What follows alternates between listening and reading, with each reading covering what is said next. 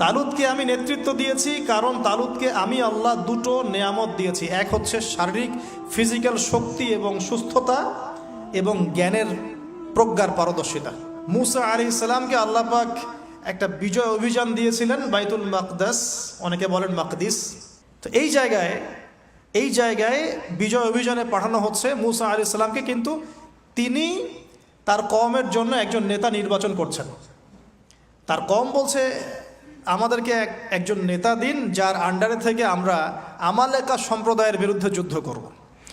এখন মুসা আলাইহিস সালাম বলছেন আল্লাহ পাক যদি কোনো নেতা দেন, তোমরা যদি আবার পালানো শুরু করো, কারণ বনু ইসরাইল সম্পর্কে তার খুব মারাত্মক কিছু অভিজ্ঞতা আছে। ফেরাউনের কবল থেকে মুক্তি পাওয়ার পরে বাছুর পূজা শুরু করেছে, তোমরা তো এই আদেশ আসলে পিছনে পালানো শুরু করবা। তারা বলল না, আমরা পালাবো না, আমরা অবশ্যই সামনে অগ্রসর হব। কেন পালাবো? আমাদের জান মাল দিয়ে আমরা প্রয়োজনে